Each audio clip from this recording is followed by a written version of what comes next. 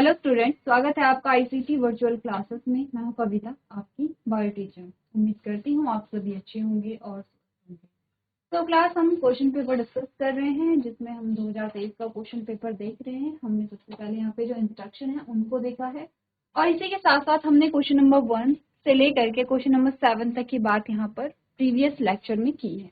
ठीक है, एक बार देख लेते हैं क्या क्या चीजें हमारे पास आई हैं। तो देखो, क्वेश्चन नंबर 1 जो हमारे पास आया है उसमें हमारे पास एमसीक्यूज आए हैं। एमसीक्यूज में कौन कौन से क्वेश्चन पूछे गए हैं एक बार आप लोग देख सकते हैं। ठीक है, इसमें क ख ग ऐसे आपके यहाँ पे क्या बने हुए हैं, सेगमेंट बने हुए हैं। ठीक है, तो ये आपके पूरे क्या है, यहाँ पे सेगमेंट आते हैं। चलो, क्वेश्चन नंबर 2 से लेके क्वेश्चन नंबर 7 तक की बात प्रीवियस लेक्चर में हमने की है। क्वेश्चन नंबर 2 में पूछा गया था आपसे अच्छा, क्वेश्चन नंबर 1 जो है वो एमसीक्यू से, ये तो हमें समझ आ रहा है, पर एमसीक्यू जो है वो 1 नंबर का है। क्वेश्चन नंबर 2 से लेकर के क्वेश्चन आंसर स्टार्ट हो गए हैं। अब यहाँ पर आपको आंसर क्या करने हैं, लिखने हैं। ठीक है, क्वेश्चन नंबर 2 से लेकर 7 तक भी सारे जो क्वेश्चन है वो 1-1 नंबर के हमारे पास आते हैं। क्वेश्चन नंबर 2 है, लघु बीजाणु धानी की सबसे आंतरिक परत को क्या कहते हैं, यानी कि what is the name of innermost layer of microsporangium. ठीक है, तो हमने क्या बोला है कि जो माइक्रोस्पोरेंजियम है इसकी सबसे इंटरनल जो लेयर है उसको हम टेपेटम कहते हैं। नेक्स्ट है question number 3, sickle cell anaemia किस प्रकार के उत्परिवर्तन का उदाहरण है। Sickle cell anaemia is the example of which type of mutation. तो हमने पॉइंट म्यूटेशन की यहाँ पे बात की थी। नेक्स्ट है क्वेश्चन नंबर 4, डार्विन की फिंचेस कहाँ पाई जाती हैं, ये आपसे पूछा गया था। क्वेश्चन नंबर 5 है, एड्स का पूरा नाम क्या है। क्वेश्चन नंबर 6 है, बीटी विष किस जीवाणु से प्राप्त होता है। क्वेश्चन नंबर 7 है, सीएफसी गैस का पूर्ण रूप क्या है, यानी कि फुल फॉर्म क्या है सीएफसी की। इजी है सारे क्वेश्चन। ठीक है, देखो यहाँ तक के जो क्वेश्चन है आपके बहुत ज्यादा डिटेल में नहीं पूछे गए हैं। अगर हम क्वेश्चन नंबर 2 और क्वेश्चन नंबर 3 की बात करें तो क्वेश्चन नंबर 2 में थोड़ा सा, क्वेश्चन नंबर 2 अच्छा क्वेश्चन आपके पास आया है। क्वेश्चन नंबर 3 भी अच्छा क्वेश्चन आपके पास आया है, म्यूटेशन से आया है। क्वेश्चन नंबर 4, 5, 6, 7 की अगर हम बात करें तो ये आपके इजी क्वेश्चन बनते हैं। ठीक है, क्लियर है, यहाँ तक की बात हमने क्लियर कर ली है। यहाँ तक किसी को कोई अगर डाउट है तो आप पूछ सकते हैं। अगर किसी का कोई क्वेश्चन रह गया है तो वो क्वेश्चन वहां पर आप क्या करेंगे, यहाँ पे फिर से उसे सॉल्व करेंगे। ठीक है, चलो अब आते हैं क्वेश्चन नंबर 8 पे। क्वेश्चन नंबर 8 में सबसे पहले ध्यान देने वाली बात यह है कि क्वेश्चन नंबर 8 से अब आपके 2-2 नंबर के जो क्वेश्चन है वो स्टार्ट हो गए हैं। ठीक है, मीन्स के आंसर भी हमें क्या करने हैं, नंबर के अकॉर्डिंग करने होंगे। तो क्वेश्चन नंबर 8 आपको होमवर्क में दिया गया था। आपसे कहा गया था भ्रूणी विकास में अपरा द्वारा उत्पादित किन्हीं 2 हार्मोन के नाम लिखिए, यानी कि right the name of any 2 hormone produce by placenta in embryo development और एम्ब्रियोनिक डेवलपमेंट। आपने कहा जब एम्ब्रियो का डेवलपमेंट होता है तो प्लेसेंटा से हार्मोन रिलीज होते हैं, बहुत सारे हार्मोन रिलीज होते हैं। किसी 2 हार्मोन के नाम आपको यहाँ पर बताने हैं। तो सबसे पहले तो बात यह है कि जो प्लेसेंटा है वो क्या है, उसका फॉर्मेशन कैसे होता है और कब होता है। अब देखो, जब फर्टिलाइजेशन हुआ है, जब जाइगोट का फॉर्मेशन हुआ है, यहाँ पे ऐसा तो नहीं कि जो प्लेसेंटा है वो तुरंत बन जाता है। वहां पे हमने कहा था प्लेसेंटा को बनने में कुछ टाइम लगता है। ठीक है, तो प्लेसेंटा का जो फॉर्मेशन है वो कब होता है, जो पूरा ये ड्यूरेशन होता है 9 मंथ का, तो उसमें जो प्लेसेंटा है वो कब बनता है। प्लेसेंटा के बनने तक प्लेसेंटा का जो फंक्शन है वो कौन परफॉर्म करता है। अच्छा, प्लेसेंटा क्या है, आपने कहा जो मदर और जो यहाँ पर फीटस है उसके बीच में जो चीजों के ट्रांसपोर्टेशन के लिए एक जो पाथवे है वो क्या है, प्लेसेंटा है यहाँ पर। ठीक है, अब जब तक प्लेसेंटा का फॉर्मेशन होता है तो प्लेसेंटा का जो फंक्शन है वो कौन परफॉर्म करता है, ये आपसे पूछा जा सकता है। प्लेसेंटा का फॉर्मेशन कब होगा ये पूछा जा सकता है।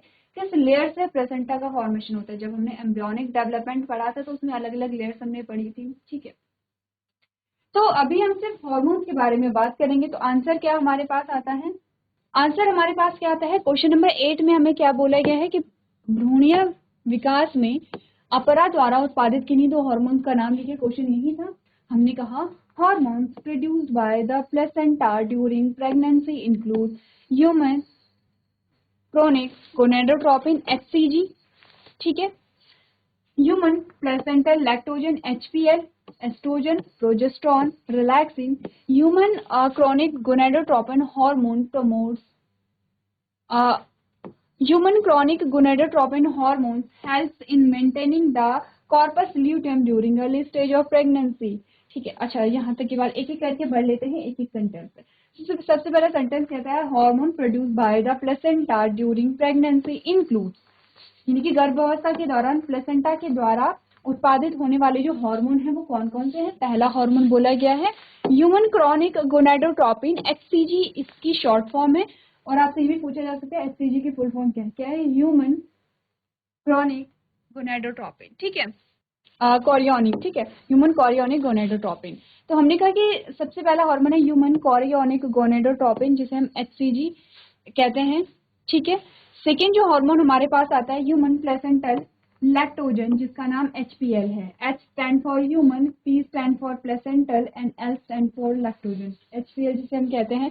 तो हमने कहा ह्यूमन प्लेसेंटल लैक्टोजन जिसे हमने क्या बोला है, एचपीएल बोला है। नेक्स्ट है एस्ट्रोजन और प्रोजेस्टेरोन। एस्ट्रोजन और प्रोजेस्टेरोन की तो हमने पहले भी बात की है हमने पहले बात जब फॉलिकुलर स्टेज थी, जब हमने मेंस्ट्रुअल साइकिल का एक ग्राफिक रिप्रेजेंटेशन देखा था, उसमें अलग अलग फेजेस आती थी, जैसे कि मेंस्ट्रुएशन जो फेज आता है जिसमें हमने कहा सिक्रीटरी फेज जिसे हम कहते हैं। लेकिन हमारे पास फॉलिकुलर फेज आता है जिसमें फॉलिकल्स का डेवलपमेंट होता है। ल्यूटियल फेज आता है जिसमें कॉर्पस ल्यूटियम का फॉर्मेशन होता है। तो अलग अलग फेजेस थी।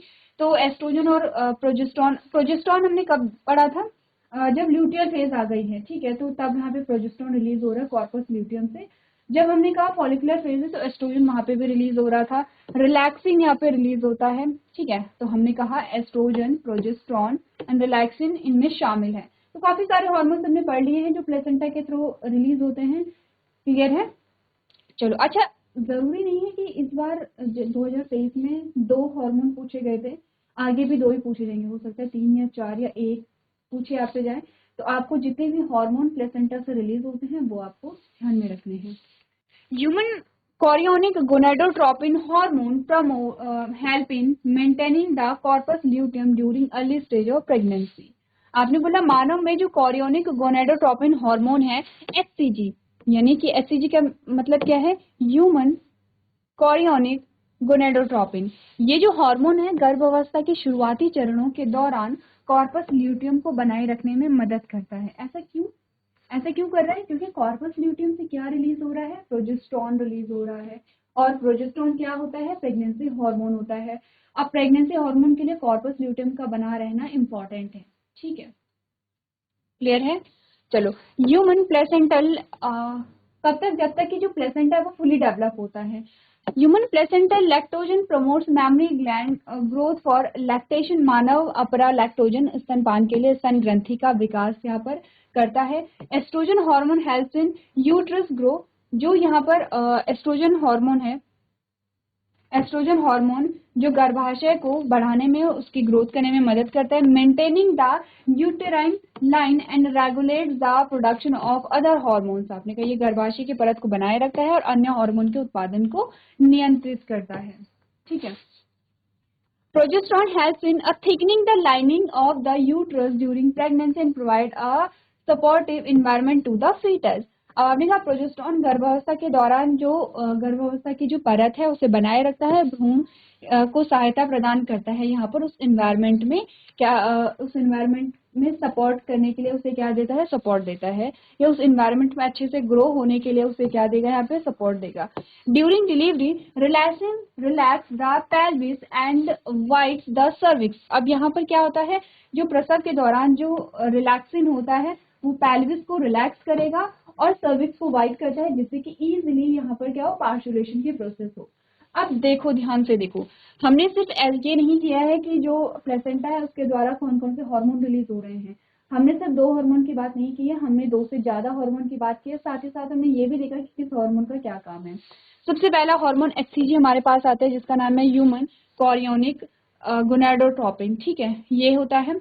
इसका काम क्या है, इसका काम है यहाँ पर जो प्रेगनेंसी के स्टार्टिंग में, शुरुआती चरण में, आपने कहा कि ये क्या करता है कि प्रेगनेंसी के शुरुआती चरण में कॉर्पस ल्यूटियम को बनाए रखता है। कॉर्पस ल्यूटियम को यहाँ पे क्या करेगा, बनाए रखेगा, ठीक है, एचसीजी का फंक्शन यहाँ पर है।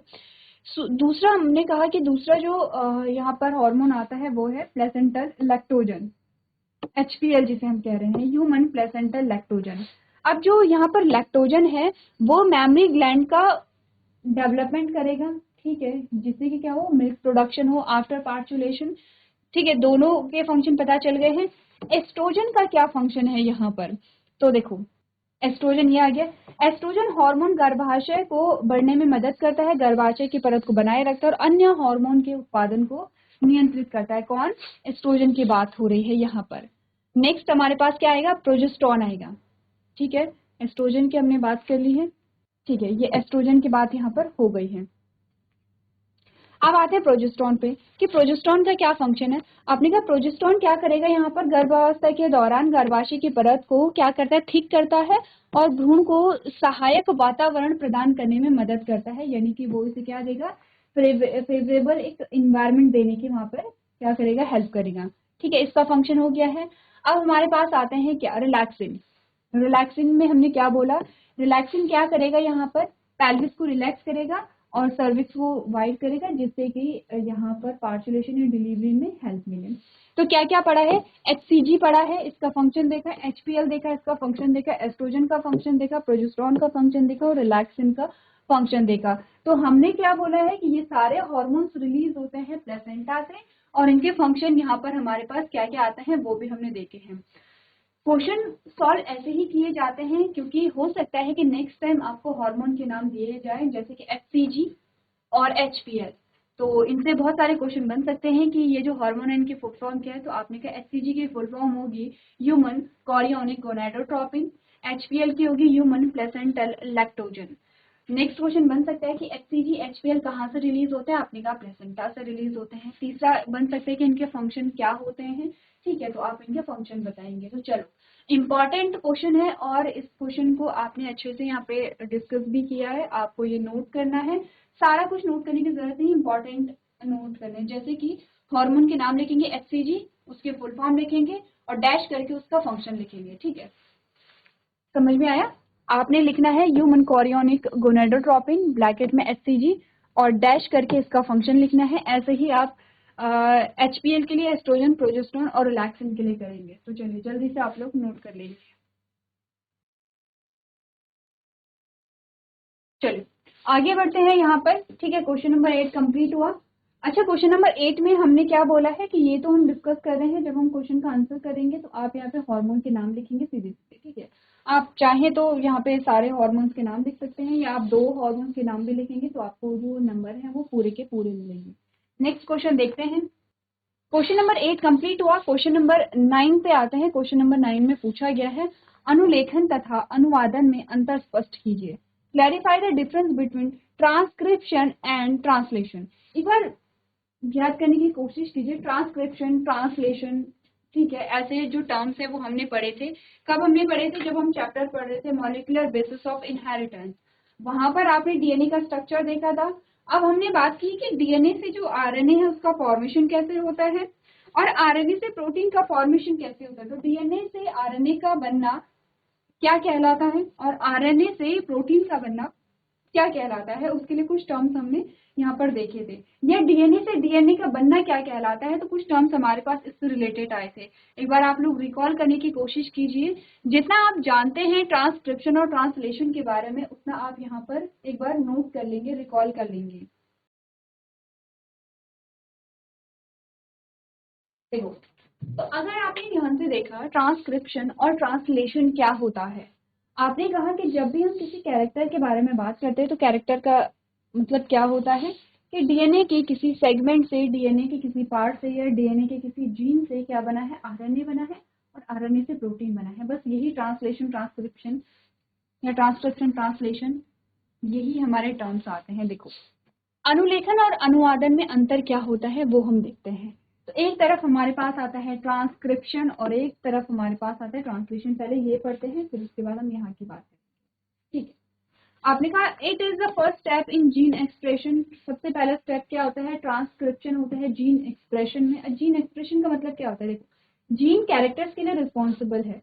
जब जीन के थ्रू कोई कैरेक्टर हमें दिखेगा, जब जीन के थ्रू कोई कैरेक्टर एक्सप्रेस होगा उसको हम जीन एक्सप्रेशन कहेंगे। ठीक है, नेक्स्ट है it is the second step in gene expression. तो यहाँ से आप आइडिया लगा सकते हैं।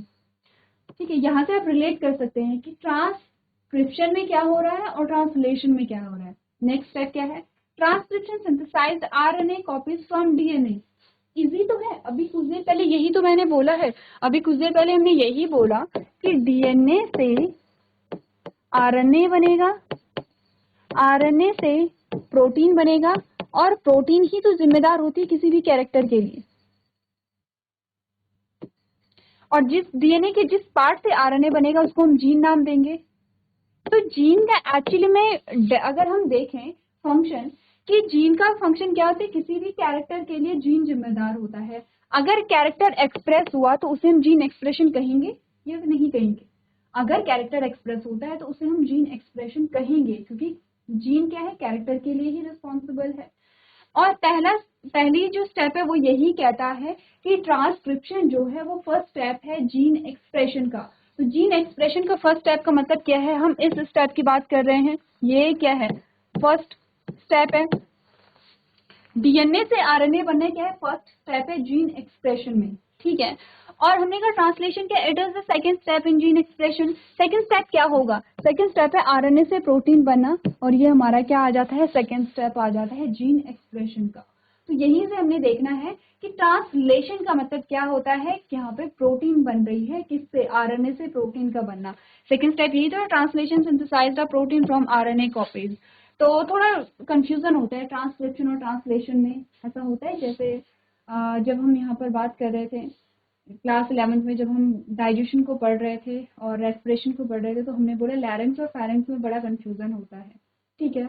ऐसे ही हमने कहा कि कुछ टर्म्स ऐसे होते हैं कि जिनमें कंफ्यूजन हमें आता है, ऐसे ही ट्रांसक्रिप्शन और ट्रांसलेशन में हमें कंफ्यूजन हो सकता है। तो ट्रांसलेशन क्या है, अच्छा ट्रांसलेशन जो है हम काफी बार यूज करते हैं अलग अलग चीजों के लिए। ट्रांसलेट करते हैं हम, जिसे हम क्या कहते हैं, अनुवाद कहते हैं, ट्रांसलेट। तो ट्रांसलेशन से ये देखिए कि फाइनली हम ट्रांसलेट कर दे रहे हैं और हमें वो चीजें समझ आ जा रही हैं। इट मीन्स कि ट्रांसलेशन के फाइनल स्टेप है। इससे पहले क्या था, ऐसे जस्ट रिलेट करना है, लिख के नहीं आना है। पहले हम बोलते हैं, फिर हम सुनते हैं, उसके बाद हम क्या करेंगे, ट्रांसलेट करते हैं। तो ट्रांसलेट क्या है, फाइनल स्टेप है। बस यहाँ पर भी वही आपको रिलेट करना है, translation is the final step, ठीक है। यानी कि ट्रांसलेशन क्या होगा, जब प्रोटीन बन गई है, प्रोटीन बनना क्या है, फाइनल स्टेप है यहाँ पे। तो ट्रांसलेशन का मतलब है प्रोटीन का फॉर्मेशन, ट्रांसक्रिप्शन का मतलब है आरएनए का फॉर्मेशन। ये हम जानते हैं, आरएनए डीएनए से बनेगा और प्रोटीन जो है वो आरएनए से बनेगा, ठीक है। तो दो हमारे पास क्या आ गए हैं यहाँ पर, इसके डिफरेंसेस आ गए हैं। Translation synthesize protein from RNA copies. Next है transcription takes place in the nucleus of the cell. Transcription जो होता है वो न्यूक्लियस में होगा, एंड ट्रांसलेशन जो है वो साइटोप्लाज्म में होगा। ये इंपॉर्टेंट डिफरेंसेस है, समझ में आना चाहिए, क्योंकि एमसीक्यूज में पूछे जाते हैं ट्रांसक्रिप्शन की साइट क्या है और ट्रांसलेशन की साइट क्या है। ट्रांसक्रिप्शन क्या होगा, यानी कि डीएनए से आरएनए का फॉर्मेशन न्यूक्लियस में ही होता है, लेकिन आरएनए से प्रोटीन का फॉर्मेशन साइटोप्लाज्म यानी कोशिका द्रव में होगा। Transcription use RNA polymerase enzyme to make copies of RNA from DNA. Transcription में क्या होगा, आरएनए पॉलीमरेज का यूज होगा, and the translation use a ribosome to synthesise a protein from RNA transcriptase. तो आपने कहा कि प्रोटीन के फॉर्मेशन के लिए हमें क्या चाहिए होंगे, यहाँ पर राइबोसोम चाहिए होंगे, ठीक है। क्लियर है इतना? अब ये सेम पॉइंट जो है आपने सेल चैप्टर में भी पढ़ा था कि राइबोसोम का फंक्शन क्या है। हमने कहा प्रोटीन का जो फॉर्मेशन है वो यहाँ पे राइबोसोम का फंक्शन है।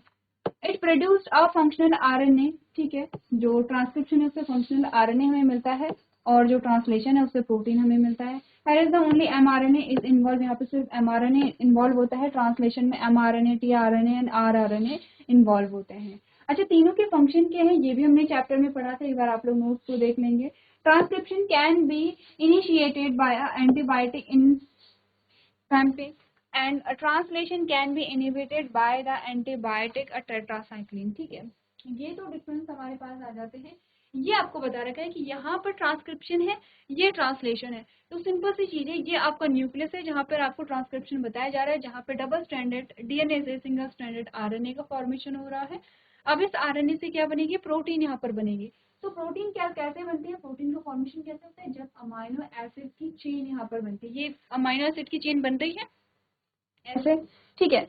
तो आपने क्या है, growing amino acid chain, amino acid की जब चेन बनेगी तब जाकर के यहाँ पर क्या होगा, प्रोटीन का फॉर्मेशन होगा। तो कुछ चीजें हमने, जब हम बात कर रहे थे प्रोटीन फॉर्मेशन के बारे में, कुछ चीजें हमने डिस्कस की थी, जैसे जैसे हमने बोला किसी भी प्रोटीन फॉर्मेशन के लिए जो फर्स्ट अमाइनो एसिड है वो कौन सा होता है, वो सेम होता है फर्स्ट अमाइनो एसिड, ठीक है। अब हमने कहा अलग अलग प्रोटीन जो है उसमें अमाइनो एसिड का सीक्वेंस सेम होगा या डिफरेंट होगा। तो ये तो देखो इजी है, अलग अलग प्रोटीन के लिए जो सीक्वेंस है वो ऑफ कोर्स अलग अलग यहाँ पर होता है। अमाइनो एसिड जो है वो कितने आपने पढ़े हैं जब आप ट्रांसलेशन को पढ़ रहे थे, तो इससे बहुत सारे क्वेश्चन आपके बनते हैं। एक बार आप लोग देखिए, ट्रांसक्रिप्शन, ट्रांसलेशन, ये तो सिर्फ डिफरेंस आपसे पूछा गया है। हो सकता है कि आपको लॉन्ग आंसर टाइप जो क्वेश्चन आपके पास आते हैं उसमें पूछा जाए कि ट्रांसक्रिप्शन और ट्रांसलेशन को डिटेल में समझाइए, तब आपको डिटेल में समझाना है कि ट्रांसक्रिप्शन में क्या क्या हो रहा है, वहां पर कौन कौन से जो एंजाइम्स हैं वो इन्वॉल्व होते हैं, ट्रांसलेशन कैसे होता है यहाँ पर, ठीक है। क्लियर है? एक बार आप लोग इसे रीड कर लेंगे। चलिए क्लियर है, क्वेश्चन नंबर 9 क्लियर है। आगे बढ़े, नेक्स्ट क्वेश्चन देखें। चलो नेक्स्ट क्वेश्चन आता है क्वेश्चन नंबर 10। और अच्छा, आप साथ साथ में ये भी नोटिस कर रहे हैं कि किस चैप्टर से कौन सा क्वेश्चन आ रहा है, किस यूनिट से कौन सा क्वेश्चन आ रहा है, जैसे कि प्रीवियस लेक्चर में हमने देखा था। तो हमने अगर बात की है, देखो यहाँ तक की बात हमने की थी कि कौन सा क्वेश्चन किस चैप्टर से आया है। यहाँ पर देखो क्वेश्चन नंबर 8 जो आया है, जिसमें आपसे पूछा गया कि प्लेसेंटा से रिलीज होने वाले जो हार्मोन है ये आपके रिप्रोडक्शन वाले यूनिट से आया है। सेकंड जो चैप्टर हमारा आता है रिप्रोडक्शन इन ह्यूमन, वहां से ये क्वेश्चन आया है। नेक्स्ट है यहाँ पर जिसमें आपको ट्रांसक्रिप्शन और ट्रांसलेशन के बारे में बताया गया है, ये है मॉलिक्यूलर बेसिस ऑफ इनहेरिटेंस से जो क्वेश्चन आया है आपका जेनेटिक वाली जो यूनिट है, ठीक है।